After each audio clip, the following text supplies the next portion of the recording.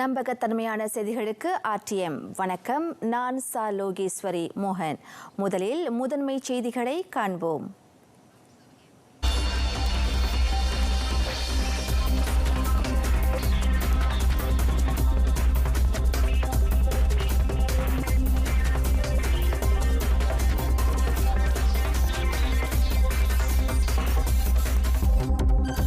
நோன்பு பெருநாள் பொது உபசரிப்புக்கான நிர்ணயிக்கப்பட்ட விதிகளை மீற வேண்டாம்.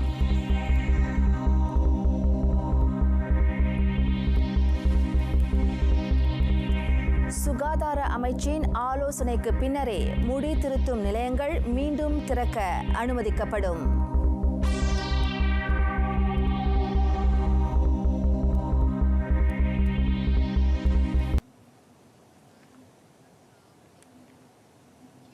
நாட்டில் COVID-19 பரவலை கட்டுப்படுத்த விதிக்கப்பட்டிருக்கும் SOP நிர்ணயிக்கப்பட்ட நடைமுறையை சில தரப்பினர் கடைபிடிக்காதது குறித்து சுகாதார அமைச்சு கலக்கம் தெரிவித்துள்ளது.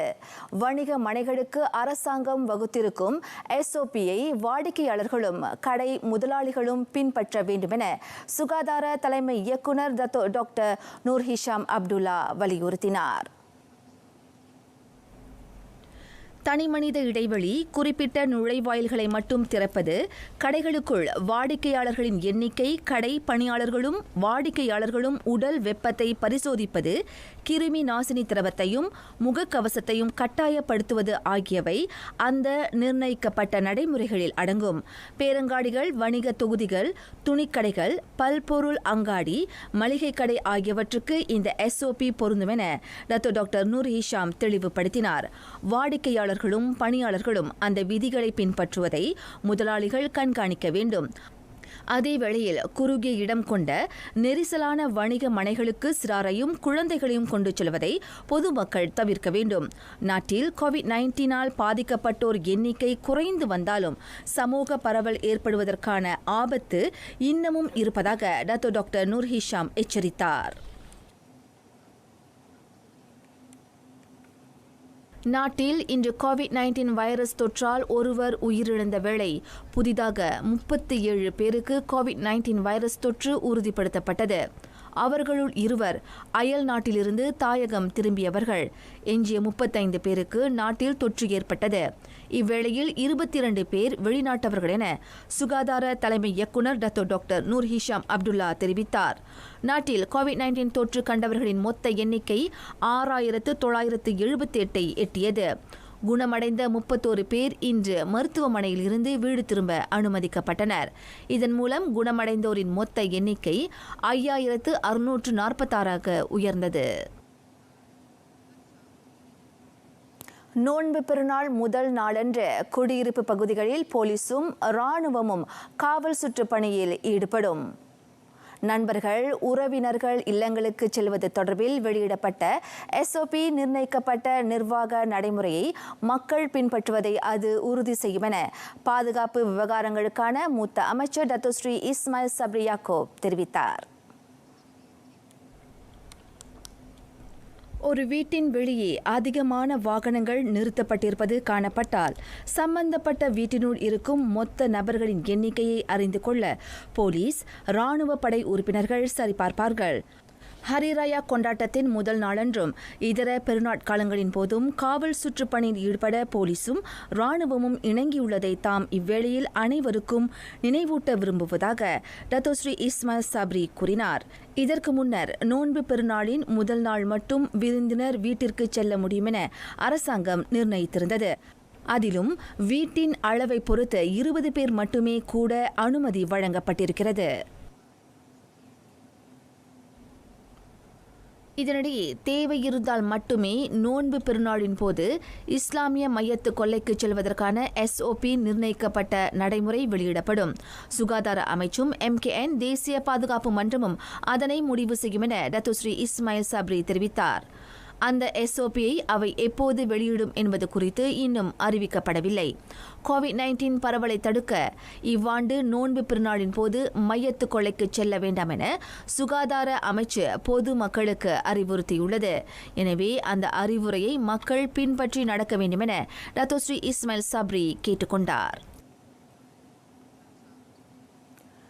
கோவிட்-19 தொற்று பாதிப்பை குறைக்க பேரங்காடிகளுக்கு சிறாரை உடன் அழைத்துச் செல்ல வேண்டாம் என அரசாங்கத்தால் பெற்றோருக்கு அறிவுரை கூற மட்டுமே முடியும். அதற்கு தடை விதிப்பது கடினம் என்பதை டத்தோஸ்ரீ இஸ்மாயில் சப்ரி யாக்கூப் ஒப்புக்கொண்டார். குறிப்பாக தனித்து வாழும் தாய் அல்லது தந்தை எதிர்கொண்டிருக்கும் இக்கட்டான சூழலை அரசாங்கம் கருத்தில் கொண்டிருக்கிறது.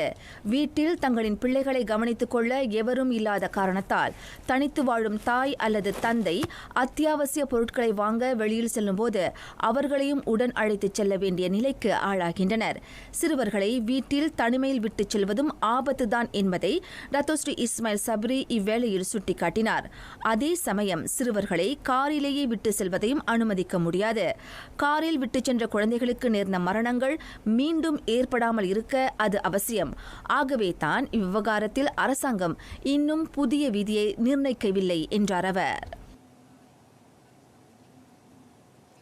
நிபந்தனையுடன் கூடிய நடமாட்ட கட்டுப்பாட்டு உத்தரவு காலகட்டத்தில் முடி திருத்தும் சேவை மீண்டும் செயல்படுவதற்கு இன்னும் அனுமதி வழங்கப்படவில்லை. அச்சேவைக்கு அதிக கோரிக்கை இருப்பினும் செயல்பட அனுமதிக்கப்படாத துறைகள் பட்டியலில் அது இன்னமும் உள்ளதாக டத்தோஸ்ரீ இஸ்மாயில் சப்ரி யாக்கூப் தெரிவித்தார்.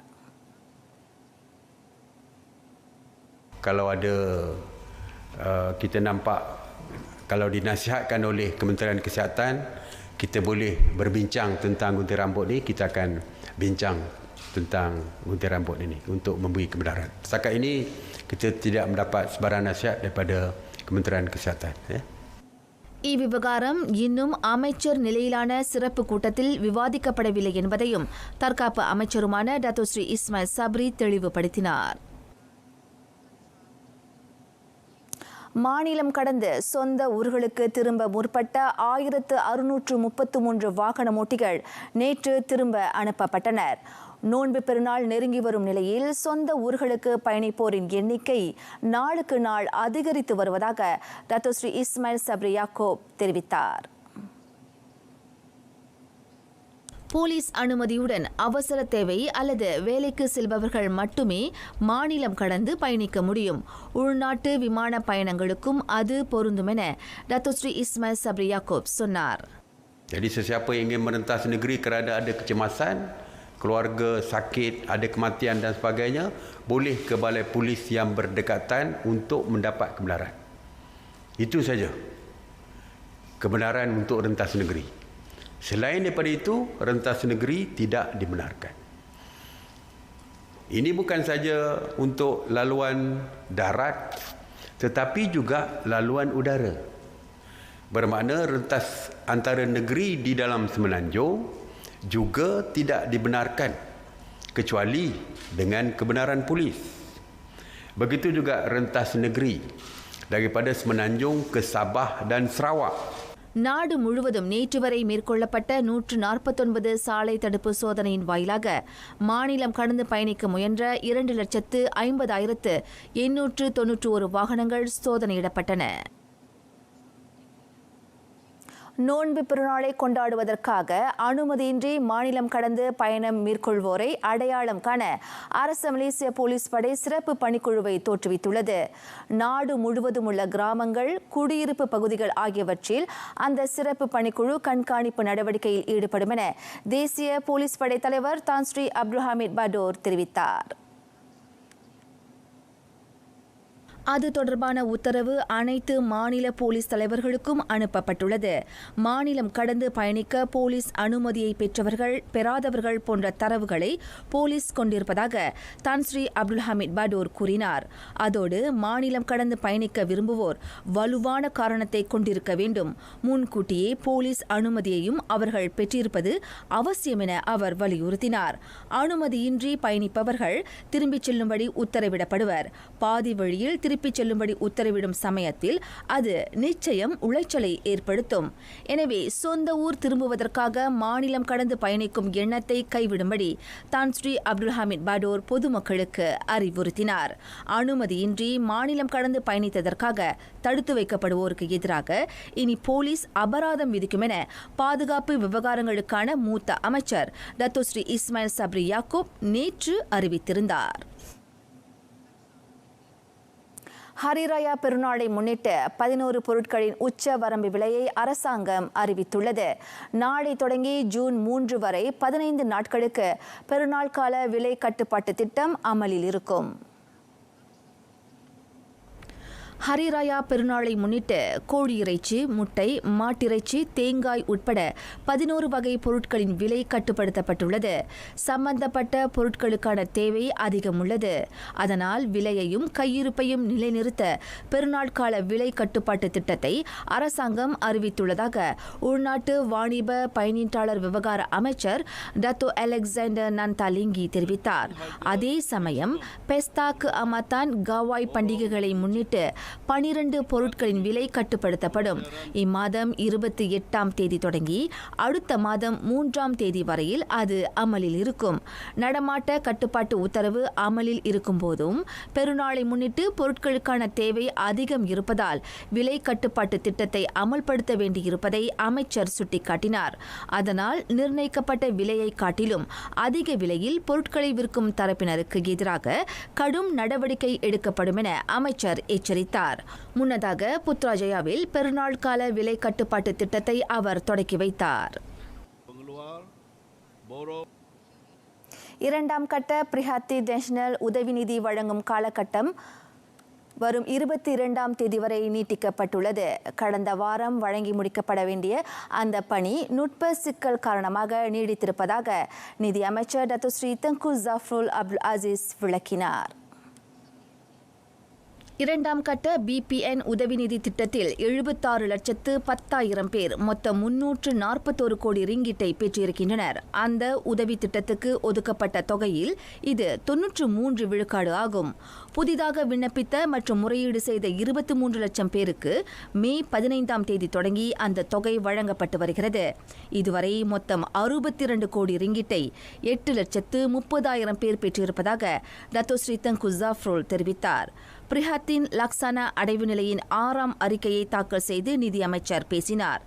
பிபிஎன் உதவி நிதிக்கான விண்ணப்பம் நீட்டிக்கப்படுவதாக கடந்த வாரம் அறிவிக்கப்பட்ட பின் விண்ணப்பங்களையும் முறையீடுகளையும் பரிசீலிப்பதில் உள்நாட்டு வருமான வரி வாரியம் LHDN தீவிரமாக செயல்பட்டு வருகிறது.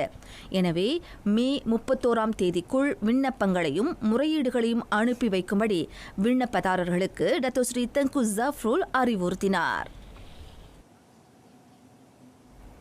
இவ்வேளையில் ஊழியர் சேமநிதி வாரியத்தின் ஐலஸ்தாரி திட்டம் பற்றி விவரித்த நிதியமைச்சர் இம்மாதம் 17ஆம் தேதி வரை 44 லட்சம் விண்ணப்பங்கள் பெறப்பட்டதாக தெரிவித்தார். அவற்றில் 39 லட்சம் விண்ணப்பங்கள் அங்கீகரிக்கப்பட்டன. இது மாதத்துக்கு 183 கோடி ரிங்கிட் ஒதுக்கீட்டை உட்படுத்தியது. சிறு நடுத்தர தொழிலுக்கான எளிய கடனுதவி பற்றி பேசிய டத்தோ ஸ்ரீ தங்கு ஜஃப்ருல் இம்மாதம் 17ஆம் தேதி வரை 580 கோடி ரிங்கிட் அங்கீகரிக்கப்பட்டிருப்பதாகவும் இதன் வழி 14,075 சிறு நடுத்தர தொழில்துறையினர் பயனடைந்திருப்பதாகவும் குறிப்பிட்டார். பேங்க் நகாரா மலேசியா வழங்கும் சிறப்பு உதவி நிதிக்கு ஊக்கமளிக்கும் வகையில் விண்ணப்பங்கள் கிடைக்கின்றன. அதற்கு ஒதுக்கப்பட்ட 500 கோடி ரிங்கிட் தொடக்க நிதியை முழுமையாக பயன்படுத்த திட்டமிடப்பட்டிருப்பதாகவும் டத்தோ ஸ்ரீ தங்கு ஜஃப்ருல் குறிப்பிட்டார்.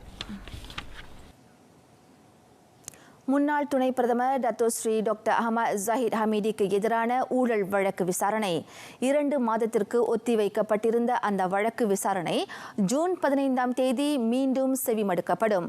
மார்ச் 23ஆம் தேதியே அது தொடங்கப்பட்டிருக்க வேண்டும். எனினும் வைரஸ் தொற்றை கட்டுப்படுத்த நாட்டில் அமலில் இருக்கும் நடமாட்ட கட்டுப்பாட்டு உத்தரவால் அது ஒத்திவைக்கப்பட்டது.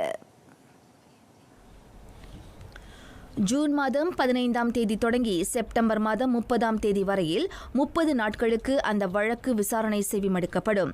இன்று அந்த வழக்கு தொடர்பான ஆவணங்களை கோலாலம்பூர் உயர் நீதிமன்றத்தில் சமர்ப்பித்த போது நீதிபதி காலின் லாரன்ஸ் அந்த தேதியை அறிவித்தார். அரசாங்க தரப்பில் சாட்சியம் அளிக்க வங்கி அதிகாரி உட்பட 50க்கும் அதிகமானோர் அழைக்கப்படுவார்கள் என துணை அரசாங்க வழக்குரைஞர் லீ கெங்ஃபாட் தெரிவித்தார். இதுவரை அவ்வழக்கு தொடர்பில் 43 பேர் சாட்சியம் அளித்தனர். ஆம்னோ தலைவருமான Dato Sri doctor Ahmad Zahid Hamidi தமது பதவியை தவறாக பயன்படுத்தி யயாசான் அக்கால்புடி அறவாரியத்திற்கு சொந்தமான லட்சக்கணக்கான பணத்தை மோசடி செய்ததாக 47 குற்றச்சாட்டை எதிர்நோக்கியுள்ளார். ஹரிராயா பெருநாளின் போது விருந்தினரை அழைப்பதற்கு முன் வீட்டின் பரப்பளவை பொதுமக்கள் கருத்தில் கொள்ள வேண்டும் என அறிவுறுத்தப்பட்டுள்ளது. தூர இடைவெளியை உறுதி செய்ய அது அவசியம். பெருநாளின் போது 20 பேர் வரை ஒன்று கூட அனுமதி வழங்கப்பட்டிருந்தாலும் நிர்ணயிக்கப்பட்ட விதிகளை பின்பற்றும்படி பொதுமக்களுக்கு நினைவுறுத்தப்படுகிறது. Kita mohon orang awam, orang ramai di luar sana tak perlulah usus-usus itu datang ke balai bagi membuat permohonan ini. Sekiranya tidak mempunyai alasan yang boleh memenuhi syarat yang telah ditetapkan oleh SOP tersebut. மக்கள் நிர்ணயிக்கப்பட்ட சுகாதார பாதுகாப்பு விதிமுறைகள், குறிப்பாக தூர இடைவெளியை பின்பற்றுவதை உறுதி செய்ய ஸ்லாங்கூர் போலீஸ் படை அதன் கண்காணிப்பு நடவடிக்கையை பலப்படுத்தும் என ஆப்ஸ் COVID-19 சோதனை நடவடிக்கையின் சிறப்பு பேச்சாளர் assistant commissioner Mohamed Yasid Mohamed Yu தெரிவித்தார். ஸ்லாங்கூர் முழுவதும் நேற்று மேற்கொள்ளப்பட்ட சாலை தடுப்பு சோதனை நடவடிக்கையின் போது 377 வாகனங்களுக்கு பயணத்தை தொடர தடை விதிக்கப்பட்டு வீட்டிற்கு திரும்ப அனுப்பப்பட்டதாக அவர் சொன்னார். பினாங்கு மாநிலத்தின் அனைத்து நுழைவாயில்களிலும் சோதனை நடவடிக்கை கடுமையாக்கப்பட்டுள்ளது. COVID-19 வைரஸ் தொற்றிலிருந்து பினாங்கு தொடர்ந்து விடுபட்டிருப்பதை உறுதி செய்ய அந்த நடவடிக்கை மேற்கொள்ளப்படுவதாக மாநில போலீஸ் தலைவர் டத்தோ சஹாபுதீன் அப்துல் மனான் தெரிவித்தார். குறிப்பாக நோன்பு பெருநாள் காலத்தின் போது சோதனை நடவடிக்கையை பலப்படுத்த மாநில எல்லை பகுதியில் 19 சாலை தடுப்புகள் அமைக்கப்பட்டுள்ளதை டத்தோ சஹாபுதீன் அப்துல் மனான் சுட்டிக்காட்டினார். Kita di negeri Pulau Pinang telah mengetatkan kawalan ke semua pintu masuk utama ke Pulau Pinang. Bermakna kita telah mendirikan sekatan jalan raya di semua jalan-jalan masuk ke Pulau Pinang. Setakat ini kita telah mendirikan 18 sekatan jalan raya di sempadan dan campur satu sekatan jalan raya yang dibuat oleh trafik Bukit Aman. சோதனை நடவடிக்கையின் போது மாநிலம் கடந்து பயணிப்பவர்கள் அணுக்கமாக கண்காணிக்கப்படுவார்கள். நாளை பிற்பகல் மணி 1:30க்கு my free view அலைவரிசை 123 தமிழ் செய்தியை கொண்டு வருகிறோம். மீண்டும் சந்திப்போம். வணக்கம்.